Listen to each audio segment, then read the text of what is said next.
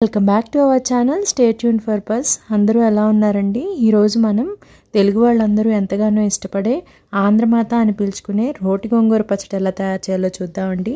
ఈ పచ్చడి తయారు చేసుకోవటం కోసం ముందుగా 2 నుంచి 3 గోంగూర కట్టలను తీసుకుని ఒలుచుకుని శుభ్రంగా వాటర్తో వాష్ చేసుకుని పక్కన పెట్టుకోవాలండి. ఈ పచ్చడి కోసం మనం 10 నుంచి 15 దాకా పచ్చిమిరపకాయలను తీసుకుని 2గా ముక్కలు చేసుకుని రెడీగా ఉంచుకోవాలి. 7 నుంచి 8 దాకా వెల్లుల్లి రెబ్బలను, 2 ఉల్లిపాయల్ని, చెంచా దాకా జీలకర్రను, కొద్దిగా చింతపండుని సిద్ధం చేసి పెట్టుకోవాలి.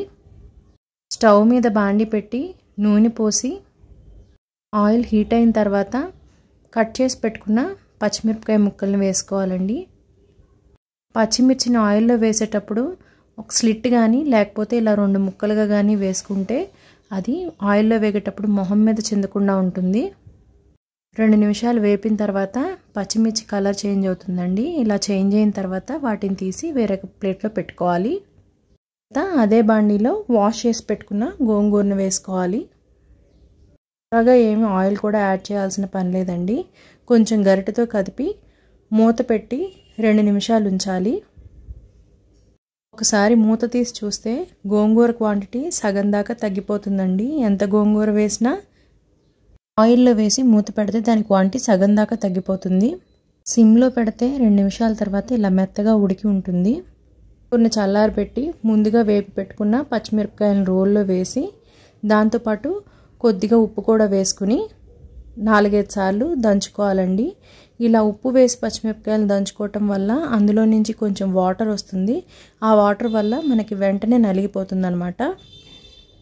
మిరపకాయలు కొంచెం పేస్ట్లా నలిగిన తర్వాత అందులో జీలకర్ర, వెల్లుల్లి రెబ్బలు, కట్ చేసి ఉంచుకున్న పెద్ద ఉల్లిపాయ ముక్కలు, ఇంకా చింతపండు కూడా వేసుకుని 3 నుంచి 4 నిమిషాల పాటు అవన్నీ నలిగేలాగా దంచుకోవాలండి. కొంచెం ఇవిలా కచ్చాపచ్చాగా నలిగిన తర్వాత మనం ముందుగా చల్లార్చి పెట్టుకున్న గోంగూరని కూడా ఇందులో వేసుకుని ఒకసారి గడ్డతో కలిపి బాగా దంచుకోవాలి. మొదట మనం ఉప్పు వేసుకున్నప్పుడు అవి పచ్చిమిరపకాయలు నలగటం కోసం మాత్రమే వేసుకున్నామండి. ఇప్పుడు పచ్చడికి తగినంత ఉప్పును వేసుకోవాల్సి ఉంటుంది.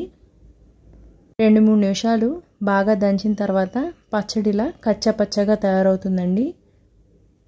మనం మిక్సీలో వేసుకునేటప్పుడైనా కొంచెం కోర్స్గా గ్రైండ్ చేసుకుంటే మరీ పేస్ట్లా అవ్వకుండా ఉంటే అన్నంలో వేసుకుని తినేటప్పుడు చాలా టేస్టీగా ఉంటుంది. మనకి ఇంట్రెస్ట్ ఉంటే ఉల్లిపాయలు కూడా వేసుకోవచ్చు. రెసిపీ మీకు నచ్చినట్టయితే please do like, share and subscribe. Stay tune for bus.